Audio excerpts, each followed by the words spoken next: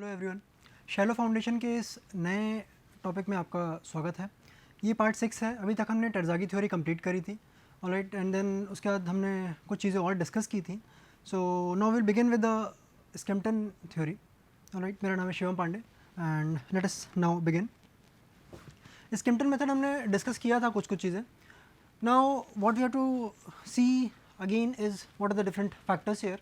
Late us see, Terzaghi साहब ने जब पहली थ्योरी दी थी बियरिंग कैपेसिटी के ऊपर, तो उन्होंने कुछ अजम्पशंस लिए थे। अजम्पशंस क्या क्या थे कि स्ट्रिप फुटिंग होगी, शैलो फाउंडेशन के लिए बात करी थी, उन्होंने डी फाउंडेशन के लिए बात नहीं करी थी। ऑलराइट, तो जैसे उन्होंने डी फाउंडेशन के लिए बात नहीं करी थी, यहाँ पे एक अंतर है।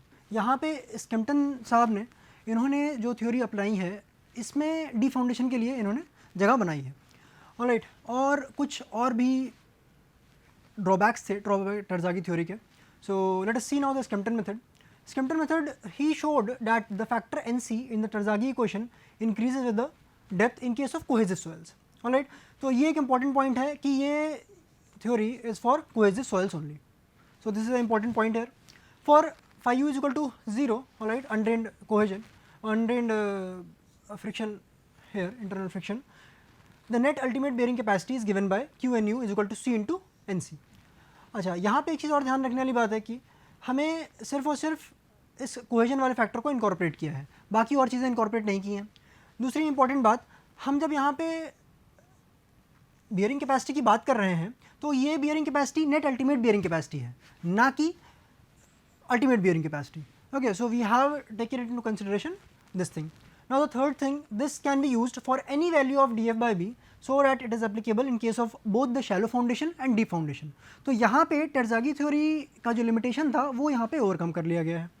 Okay, so these are the few important point related to it. अच्छा, अब हम देखेंगे कहाँ कहाँ पे ये यूज़ होता है, कैसे कैसे यूज़ होता है. First of all let us see here what is the maximum value of NC. तो हमने एक बात करी कि net ultimate bearing capacity of any foundation with respect to this Skempton method is given by C into NC, जहाँ पे एक factor आपको NC पता है and C is the cohesion of the soil. अच्छा, अगर C cohesion कुछ strength में बढ़ोतरी कर रहा है बिकॉज इस C cohesion के कारण सॉइल में बियरिंग कैपेसिटी इनकॉर्पोरेट हो रही है. अच्छा, तो इसमें हम कुछ चीज़ें देखते हैं पहले कि NC की वैल्यू 9 है और NC की वैल्यू 7.5 है in the respective cases of square and circular footing and the strip footing. Okay, 9 for square and circular footing and 7.5 for strip footing. Okay, this is the first thing, alright, because इससे ज़्यादा 9 और 7.5 से ज़्यादा value नहीं जाएगी. Okay, so this is the factor here. Now let us see the first case when df by is equal to 0, यानी कि foundation is at level of the ground. इसका मतलब क्या हुआ कि if I talk and I say this is the base of the footing जहाँ पे ये लोड लग रहा है and this is resting on the ground, so this is the ground level. अगर ये वाला केस है so we are talking about these formulae, all right, these formulae here. तो इस केस में एनसी की value is 5 for the strip footing and NC is equal to 6 for circular और square और सर्कुलर और रेक्टेंगुलर फुटिंग. ओके, रेक्टेंगुलर में length और breadth का यूज़ होगा, लेंथ और ब्रेथ का use, but we are not incorporating it here. But जब हम शैलो फाउंडेशन की बात करेंगे और डी फाउंडेशन की बात करेंगे तब हम रेक्टेंगुलर फुटिंग के जो डायमेंशंस हैं उनको भी इनकॉर्पोरेट कर रहे होंगे. ऑलराइट, सो इस केस में तो कोई फर्क नहीं पड़ा. Alright, this one, first one. Now let us see another case here जहाँ पे df by b is greater than 2.5. यहाँ पे मैं आपको एक और बात बोलता हूँ, जब सबसे पहले हमने स्टार्ट किया था डिस्कशन, है ना, जब शैलो फाउंडेशन हम टॉपिक स्टार्ट किया था तब हमने बात करी थी क्या कि आप किसको शैलो कहोगे और किसको डी फाउंडेशन कहोगे. ऑलराइट, तो टेरज़ागी साहब ने जो कहा था उनके हिसाब से ये था कि जब df is less than equal to b तब तक ये शैलो फाउंडेशन कहलाएगा. In case df is greater than b then in that case it will be deep foundation. तो ये टेरज़ागी साहब का था. Now the case came with this Skempton method. Skempton साहब ने कुछ अलग थ्योरी दी अपनी. इन्होंने कहा कि df is less than equal to 2.5 times of b. Okay, तब तक जो है this is the shallow foundation case. अगर df is greater than 2.5 times of b so it is a deep foundation case. तो अब हम आज इस चीज़ को यूटिलाइज करेंगे यहाँ पे. ऑलराइट, सो यदि ये वाला केस है तो ये शैलो केस है and this one is the deep foundation case. So let us see here the deep foundation case. Okay, when df by b is greater than 2.5. अच्छा DF क्या है, B क्या है, ये सारे यूजुअल नोटेशंस हैं. Okay, if this is the let's say ground level and base तक जो डिस्टेंस है that is the DF, and जो भी विड्थ है फुटिंग की that is the B footing. Okay, width of the footing. So this is the DF and this is B. यदि DF by B greater than 2.5 है तो उस case में NC is equal to 7.5 for strip footing, 9 for square और square और circular footing, and NC is equal to 7.5 1 plus 0.2 B by L for rectangular footing, where L and B are the dimensions of the rectangular footing. तो यहाँ पे ये सारी चीज़ें incorporate यहाँ पे करता है. But if you take another case that is the shallow foundation case, then we can see that the value is what, less than 2.5. DF is less than 2.5 times of B. In this case NC is equal to 5 times of 1 plus 0.2 DF by B for strip footing. Alright, for square or circular cross section of footing NC is equal to 6 times 1 plus 0.2 DF by B, and for rectangular or raft footing, raft or mat footing, okay, it comes out to be 5 times 1 plus 0.2 DF by B into 1 plus 0.2 B by L. तो यहाँ पे B और L के द्वारा जो rectangle है okay उसके जो डायमेंशंस हैं जो कि L और B हैं उसको इनकॉर्पोरेट किया गया है, और यहाँ पे this is the depth factor. Okay, DF by B is the depth factor जहाँ पे इसको डेप्थ के इनकॉर्पोरेट किया गया है. So we can also see from this also that if you take this curve है ना, स्क्वायर और सर्कुलर वाला curve, so the maximum value which it reaches is what 9 here. अच्छा, अगर हम इस स्ट्रिप फुटिंग वाले केस को कवर करते हैं, सो the maximum value which it reaches is 7.5 year. अच्छा, ये जो रेशियो है ये किसके बीच में है, this is DF by B ratio and this is NC. सो इनके बीच में ये कर्व ड्रॉ किया गया है और उसके अलावा से फिर इन्होंने वैल्यूज़ दे रखी हैं. So this is the Skempton method. Now we move on to the Meyerhof theory. Meyerhof theory जब आई थी, this was the most advanced theory of that time. ये 1951 में पहली बार दी गई थी मेयर ऑफ के द्वारा. Why was it more advanced? First of all this thing, okay, because इन्होंने शैलो और डीप फाउंडेशन दोनों को इनकॉर्पोरेट किया. ऑलराइट, ऑल्सो व्हाट हैपेंड, इन्होंने शेप फैक्टर, इंक्लिनेशन फैक्टर और डेप्थ फैक्टर, ये 3 नई चीज़ें इन्होंने दी. अच्छा, ये 3 नई चीज़ें क्या हैं इसको हम आगे देखेंगे अभी, but let's see first of all different points here that we have discussed. See, first point is Meyerhof gave a comprehensive analysis for bearing capacity of a strip footing at any depth. All right, इन्होंने दिया है strip footing के लिए at any depth. Okay, Terzaghi साहब ने भी same दिया था, बट अब डिफरेंसेस देखेंगे क्या है. Okay, second is it is a most generalized theory. Okay, let us see how it is most generalized. Here shape factors which are denoted by S, depth factors denoted by D, and inclination factors denoted by I are also considered to account for. S will account for shape of the footing, depth factor will account for the variation of depth, कितने depth तक जा रहा है, and the third thing I accounts for the inclination of the soil, that is the foundation. Okay, third thing is the stress zone is considered to be extended up to the ground level. All right, so this theory is applicable for both the shallow and the deep foundations. अच्छा, यहाँ पे ये एक difference है क्या, stress zone is extended up to the ground level. But जब हमने टरज़ागी theory में बात करी थी तब हमने वहाँ पे जब देखा था कि if this is the footing there, right, और ये पहला जोन बन के आता है, this is the first zone, और if I say this is the footing, this shaded region, this is the first stress zone. और फिर उसके बाद हमने कुछ इस तरीके से कुछ बात करी थी जहाँ पे ये सेकेंड जोन था और ये थर्ड जोन था. सिमिलरली इधर पे था और सिमिलरली इधर पे था, है ना, सेकेंड और third zone. Now see important thing that this is the base of the foundation, और ये स्ट्रेस जोन है ना, स्ट्रेस जोन में पहला जोन, सेकेंड जोन और this third zone, this extended up to the base only. This I am talking about Terzaghi theory. But इस case में Meyerhof theory में क्या हुआ, इट वॉज स्लाइटली डिफरेंट. अच्छा, अब यहाँ पे देखिएगा मेयर ऑफ थ्योरी में क्या डिफरेंट हुआ. मेयर ऑफ थ्योरी में जब जोन एक्सटेंशन की बात आई तो पहला जोन तो चलिए वैसे ही था, alright, first zone is like that only. Second is first में क्या क्या चेंजेस हैं उसको हम देखेंगे अभी. सेकंड जोन चलो ठीक है यहाँ पे हुआ. Now second zone is this BCD zone. Okay, B, D and C, this zone is there. Now Terzaghi theory में यहाँ तक ही एक्सटेंड कर रहा था, सिर्फ बेस तक, base of what, base of the footing तक, ऑलराइट. बट जब हमने मेयर ऑफ थ्योरी की बात करी तो इन्होंने क्या किया, इन्होंने पूरा ग्राउंड लेवल तक ले लिया. Okay, this is the ground level. So he has incorporated the stress zone to extend right from the ground to this entire portion. Alright. So, this is the entire region where he has assumed that the stress is being acted upon. तो ये सारे zones हैं. So, let us see here, this is the Terzaghi failure surface, alright, in the this side, right hand side of your picture, and this is the Meyerhof surface that is being the stress zone. Now failure mechanism is similar to Terzaghi. Failure mechanism की बात अगर हम करते हैं तो हमने क्या कहा था कि the shear planes, है ना, कि किस प्लेन के अलॉन्ग फेलियर हो रहा है. इसी तरीके से कुछ प्लेन्स बनते थे, कुछ इस तरीके से बनेंगे, तो इन्हीं प्लेन्स के अलॉन्ग फेलियर होता है. Okay, so these are the shear planes. तो फेलियर तो उसी तरीके से हो रहा है, but the difference is that the failure surface is extended above the foundation level. So this is one major important point. Now let us see the different regions here. First zone is the elastic zone ABC wedge. All right, अगर आप इसको सामने से देखोगे तो सिर्फ एक triangle दिखेगा, बट जब आप इसको एक्सटेंड करोगे ग्राउंड के अंदर, so it will be looking like a wedge. Okay, कुछ इस तरीके का दिखेगा वहाँ पे. ऑलराइट, समथिंग लाइक दिस, कि ये आपको सामने वाला पोर्शन दिख रहा है ना, तो this is A, this is B and this is C, और ये आपका this will be the triangle which will be in the into the plane और आउट ऑफ द प्लेन. तो ये पूरा पोर्शन इज द वेज.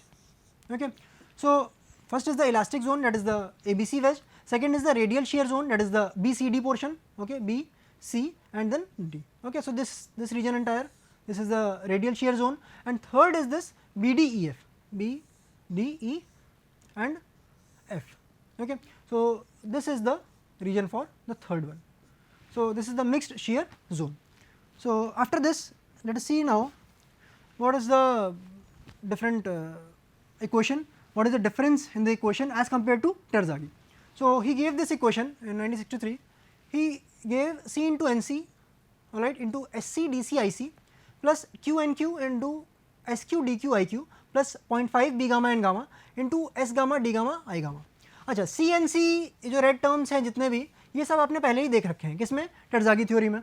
अच्छा, जो ये एडिशनल इनकॉर्पोरेटेड है SC DC IC, SQ DQ IQ and S gamma D gamma I gamma, these are the different shape factors, depth factor and inclination factor. जब मैं बात कर रहा हूँ शेप फैक्टर की, ओके, तो ये किसके ऊपर डिपेंड करेगा, shape of the footing. Shape of the footing मतलब कि अगर मैं सर्कुलर की बात करूँ तो डायमीटर के ऊपर डिपेंड करेगा, अगर मैं स्क्वायर की बात करूँ सो it will be dependent upon the side, है ना, क्या उसका साइड क्या है. Okay, what ever is the width of the square. अच्छा, अगर मैं रेक्टेंगल की बात करूँ तो उसमें क्या होगा, उसकी लेंथ डिपेंड करेगी और उसकी विड्थ के ऊपर डिपेंड करेगा. So this is the shape factor that we will be incorporating into. ये शेप जो है सॉयल के, देखो अगर बात करूँ एक चीज़, तो if I talk this is the bearing capacity. Bearing capacity मतलब सॉयल की लोड लेने की क्षमता. अच्छा, ये तीन चीज़ों के कारण आ रही है. पहली, सॉयल में जो कोहेजन है उसके कारण. दूसरा, the surcharge that is the Q, and third is the unit weight of the soil. इन तीन चीज़ों के कारण आ रहा है. अच्छा, ये कोहेजन जो है, this cohesion will be affected by what, the first of all the shape of the footing, footing किस प्रकार का है. second is the depth factor. okay, depth factor कि B और D, है ना, B और D में क्या रिलेशन है, डेप्थ कम है कि डेप्थ ज़्यादा है, उसके ऊपर भी डिपेंड करना चाहिए. तो this will be dependent upon the depth factor. Also if the layer is inclined, okay, अगर सॉइल इंक्लाइंड पोर्शन है तब क्या चीज़ें आएंगी, तब भी कुछ ना कुछ फर्क डालेंगी कोहेजन पे. सिमिलरली यही तीनों फैक्टर इस सरचार्ज पे भी इफेक्ट डालेंगे और यही तीनों फैक्टर इस सॉइल पे भी इफेक्ट डालेंगे. All right, so these are the three factors which have to be taken into the bearing capacity formula. Okay, so these are the three factors that we will be talking about. अच्छा, ये तो रही बात कि shape factor, depth factor और inclination factor होते क्या हैं. अब हम बात करेंगे कि इन्होंने जो कुछ फॉर्मुलेज दिए NC, NQ and gamma के, we will be seeing those things. Bearing capacity factors are given as E to the power of pi tan phi into tan square 45 plus phi by 2. So this is the first NQ. For NC he gave cot phi into NQ minus 1. So it was somewhat dependent on what, NQ. Third is N gamma. N gamma he gave as tan of what, 1.45 into NQ minus 1. So these are the three formulas that he gave. तो इनके हिसाब से N Q N C N gamma की कुछ values होंगी। अच्छा, इसके बाद अगर हम आगे बढ़ते हैं तो N C N Q N gamma इन्होंने जो फॉर्मूलेज दिए उसके हिसाब से अलग अलग फाई की वैल्यू रखी और अलग अलग इन्होंने वैल्यूज़ डेटा आपको टेबल में करके दे दिया। ये anyone can do this thing after this formula has been derived. तो in exams whatever be the case, वहाँ पे आपको अगर एक एंगल दे दिया है ना, फाई की वैल्यू दे दी, इंटरनल फ्रिक्शन एंगल दे दिया अगर आपको सॉइल का, तो उसकी वजह से आपको एन क्यू और एन सी और एन गामा निकाल सकते हो। All right, if I talk about कि अगर आपको फैक्टर ही दे दिए कि आपको N C N Q N gamma की वैल्यूज़ दे दी, तब आपको किसी और चीज़ की ज़रूरत नहीं पड़ेगी। अच्छा, एक और इम्पॉर्टेंट चीज़ क्या कि if I talk about these three factors are dimensionless parameters, all right, and other thing is these three are dependent on phi only. यदि phi change हुआ, okay, if this phi changes then nq nc and gamma की value will be changing। अब जैसे पहला ही term ले लो आप, okay, if I talk about this nq में देखिए first is this phi which is there, second is this one, तो ये phi के ऊपर ही डिपेंडेंट है। अगर हम सेकेंड देखते हैं nc, so this also you see this phi will be the dominating factor, this will be the major contributing factor, only contributing factor। So this is this NC and then similarly with N gamma, यहाँ पे भी जो है ये phi ही incorporate करेगा। तो soil में जितना भी फ्रिक्शन एंगल होगा उसके हिसाब से चीज़ें चल रही होंगी। Okay, so he gave according to different phi value, इनकी हर बार अलग अलग वैल्यूज आएगी, NC की वैल्यू अलग, NQ की वैल्यू अलग, N गामा की वैल्यू अलग। उसके करस्पॉन्डिंगली जो भी NC में चेंज आएगा उसके करस्पॉन्डिंगली पहले फैक्टर में चेंज आएगा, NQ में जो चेंज आएगा वो दूसरे फैक्टर में चेंज आएगा, एंड तीसरे फैक्टर में जो चेंज आने होंगे it will be due to the N gamma. अच्छा, तो these are the different bearing capacity factors जिसके कारण इस बियरिंग कैपेसिटी में फ़र्क देखने को आपको मिलेगा। अच्छा, अब अगर मैं बात कर रहा था कि अगर शेप फैक्टर्स की बात करता हूँ, है ना, दीज आर द फॉर्मूलेज। अगर मैं डेप्थ फैक्टर की बात करता हूँ तो these are the formulae, and if I talk about this inclination factor तो दीज आर द फॉर्मूलेज। अच्छा, जब मैं शेप फैक्टर की बात कर रहा हूँ, मतलब कि शेप तो किसी तरीके का हो सकता है, जैसे मैंने अभी आपको 2 स्लाइड पहले बताया कि the shape can be anything, square हो सकता है, ऑलराइट, सर्कुलर हो सकता है और रेक्टेंगुलर हो सकता है। स्क्वायर में आपका विल बी द विड्थ और सर्कुलर में डायमीटर, और इसमें आपका विड्थ और लेंथ ये दोनों इनकॉर्पोरेट होंगे। तो आप इन सभी फॉर्मूलेज में अगर आप नोटिस करिए तो यहाँ पे आपको बी पे और एल पे सारे फॉर्मूलेज नोटिस करने को मिलेंगे। ऑलराइट, अगर मैं दूसरा केस लेता हूँ, दूसरा केस अगर मैं लूँ और मैं इसकी बात करता हूँ यहाँ पे दिस डेप्थ फैक्टर, तो यहाँ पे देखिए डी और बी की बात करी गई है, डेप्थ और the width of the footing. अब ये इनकॉर्पोरेट किसको करेगा, ये इनकॉर्पोरेट करेगा कि फाउंडेशन शैलो डेप्थ पे है कि डीप डेप्थ पे है। Okay, so these are the two things that are taken into consideration. तो कोहेजन के कारण क्या हुआ और दिस सरचार्ज और आपका यूनिट वेट ऑफ सॉइल उसके कारण क्या चीज़ें चेंजेस हुई। अगर मैं बात करता हूँ IC और IQ की, तो let us see now this inclination. Inclination यहाँ पे समझ सकते हैं कि यदि if I say that this is the column, है ना, और दिस इज़ द फुटिंग का जो स्टार्टिंग रीजन है ये है। अगर मैं कहता हूँ कि इसका कुछ वेट है ना, तो this is the weight which is the vertical force which is acting there. कुछ ऐसे फोर्सेस होंगे जो हॉरिजॉन्टल डायरेक्शन में लग रहे होंगे। हॉरिजॉन्टल डायरेक्शन में कौन से फोर्सेस लग सकते हैं, एक आप ले सकते हो this wind load, alright, for example wind load. तो if this is the force which is acting, तो रिजल्टेंट फोर्स कैसा होगा, रिजल्टेंट फोर्स कुछ इस तरीके का होगा, है ना, this will be the resultant force. Resultant force का जो भी एंगल वर्टिकल के साथ बनेगा that we have taken as this alpha angle here, और इसी अल्फा को हम यहाँ पे डिटरमिन करते हैं। Alpha is equal to tan inverse h/v।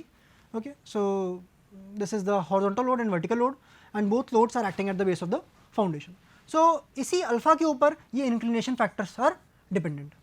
So you can see that IC and IQ are equal to 1 minus alpha by 90 degree, okay, to the power of 2, and similarly I gamma is equal to 1 minus alpha by 5 to the power of 2. So these are the 3 factors that are taken into consideration. So with this we come to the end of this Mayer-Hoff theory, and now we will move on to the Hansen method. Hansen method में क्या differences थे उसको हम देखेंगे सबसे पहले। तो first of all सी कि इक्वेशन क्या है। C into N C into S C D C I C, okay, that is the first term here, फिर Q into N Q into S Q D Q I Q plus 0.5 B gamma N gamma into S gamma D gamma I gamma. अगर आप formula देखो तो पूरा का पूरा same है, कोई भी डिफरेंस नहीं है, but if I have to differentiate it, तो हम डिफरेंशिएट किस चीज़ से करेंगे, हम डिफरेंशिएट करेंगे इसके एन सी से, इसके एन क्यू से and this N gamma. These are the three factors which will differentiate the Mayerhof theory and the Hansen theory. Okay, so let us see here. The factors are what? These Hansen's shape, depth, and inclination factors are considered to account for the shape of the footing, variation of the depth, and inclination of the soil, respectively. Very important point. Above equation is applicable only for phi greater than 0. अच्छा, phi greater than 0 मतलब कि phi is equal to 0 के लिए valid नहीं है। Alright, अगर phi equal to 0 के लिए वैलिड नहीं है तो हमें कुछ और इक्वेशन चाहिए होगी उसकी, तो हैंसन साहब ने एक और इक्वेशन दी थी for phi equal to 0 which was given by QU is equal to CNC into 1 plus SC plus DC minus IC, okay, plus the surcharge that is the Q। So this is the value hair.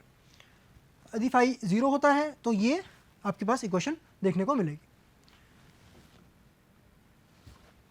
So let us see here what is the difference NQ, NC और N gamma.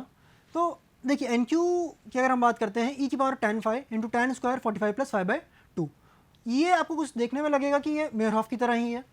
Next आप देखिए cot phi into NQ minus 1, this is the value of NC।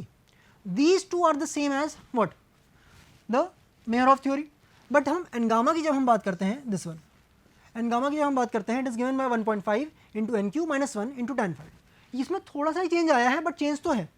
So this will be the deciding factor. यदि N gamma में बदलाव आ गया तो इसके corresponding जो और वैल्यूज़ होंगी उसमें भी चेंजेस आएंगे। सो जो भी फाई की वैल्यू होगी उसके करस्पॉन्डिंग जो पूरा चार्ट होगा, ओके, उसमें एन गामा में ही सिर्फ चेंज आएगा। जो एन क्यू और एन सी की वैल्यूज़ हैं ये सेम एज मेयरहॉफ है, right, these are same as the Meyerhof. जैसे वहाँ पे अगर आप फाई की वैल्यू 0 रखोगे तो कुछ वैल्यू आएगी एन क्यू की, कुछ वैल्यू आएगी एन सी की, ऑलराइट। एंड सिमिलरली आप फाई की वैल्यू चेंज करते जाएंगे तो एन क्यू और एन सी की वैल्यू आपको अलग अलग मिलती जाएगी। एन गामा की वैल्यू ही सिर्फ डिफरेंट है when we compare it to the Meyerhof theory. Similarly यहाँ पे अगर आप देखो तो shape factors, depth factors and the inclination factors are different, okay.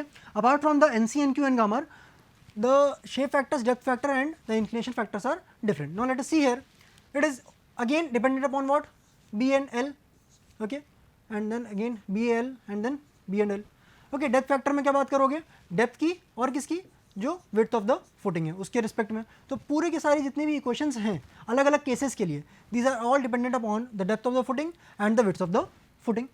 Now if we talk about the inclination factor, okay, so this is all dependent upon the B, L and the H. So these are the different factors which we have to take into consideration while we derive the equation, okay, while we solve and get the bearing capacity. Wessex method. Now another important method is the Wessex method, which is almost similar to the previous two methods. Failure mechanism is similar to Terzaghi, okay। मेयरहॉफ में कुछ changes आए थे। Meyerhof में जो stress zone था that was extended up to the ground level, but in this case the failure mechanism is similar to Terzaghi, मतलब कि जो बेस ऑफ द फुटिंग है, okay, base of the footing यानी यहाँ तक, सिर्फ यहीं तक ही स्ट्रेस जोन इज एक्सटेंडिंग, इसके नीचे ही सारा स्ट्रेस जोन है, इसके ऊपर कुछ भी स्ट्रेस जोन नहीं है।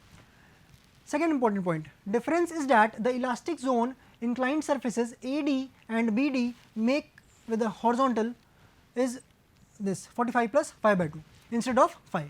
Now जब हमने टेर्ज़ागी थ्योरी की बात करी थी तो हमने वहाँ पे डायग्राम में कुछ ये चीज़ देखी थी कि this is the footing, okay, and this is the base. Base से जुड़ा हुआ जो जोन था that was this I first one zone, इसका जो ये एंगल था this was 5, okay, but in this case this is the Terzaghi theory and in this second case, okay, failure mechanism same है, stress zone नीचे की ही बात हो रही होगी, सारा गेम यहीं पे है, okay, in this zone only, but जब हम stress zone की बात कर रहे हैं तो जो ये एंगल बन रहा होगा, this angle is 45 plus phi by 2. This you have to remember. Now this is the major thing about the Wessex theory. अच्छा, एक चीज़ और यहाँ पे ध्यान रखिएगा क्या कि ये जोन थोड़ा सा अगर देखा जाए तो इंक्लिनेशन के द्वारा ये बढ़ चुका होगा, because this one is only 5 and this one is 45 plus 5 by 2. So this will be a bigger zone, slightly greater zone. Okay, this is one thing. Okay, now let us see a few more points. Bearing capacity factor NC and NQ are identical to those of Meyerhof and Henson. जो चीज़ें पहले थी वैसी सी ही हैं. Okay जैसे आपने मेयरहॉफ और Henson में देखी थी, NQ और NC पहले के जो दो फैक्टर हमने डिस्कस किए थे वो एज इट इज़ ही हैं. अच्छा, एक चीज़ आपको ध्यान रखनी पड़ेगी कि जो NC फैक्टर था ये 1921 में प्रांटल के द्वारा दिया गया था, वही चीज़ यहाँ पे भी चली आई. Okay, we are in Vesic's. Vesic's साहब ने जब थ्योरी दी थी तो 1973वां ईयर था, और जब हम बात कर रहे हैं प्रांटल थ्योरी की तो 1921 में वो थ्योरी आई थी. So there have been a vast amount of time that has been lapsed, and after that also the factors are the same. So NQ की अगर हम बात करें तो NQ was proposed by Resner in 1924, जिन्होंने embedment factor को incorporate किया था. Alright, so these are the two factors which are there. अगर हम बात करें एक चीज़ और की, that was this equation is the same. Alright, equation is the same as the previous 2-1, but अब difference देखिए क्या है. NQ is this, NC is this, दोनों same हैं, but n गामा में difference है. जैसे अगर आप पिछले वाले को याद करो तो हेंसन मेथड में हमने बात करी थी तो यहाँ पे क्या था 1.5 था, यहाँ पे n gamma is slightly different. अगर एन गामा डिफरेंट है तो इसके करस्पॉन्डिंगली अगर आप फाई की वैल्यू चेंज करते जाओ, ओके, तो n gamma will be yielding you different values. Okay, so the NQ and NC values you can obtain from Meyerhof and or Henson method. Okay, and for this Wessex theory you have to go for the different values. Okay, so with this we come to an end today, and in the next class we will be discussing the IS code recommendation. Okay, this is basically based on the Wessex theory. Thank you for today.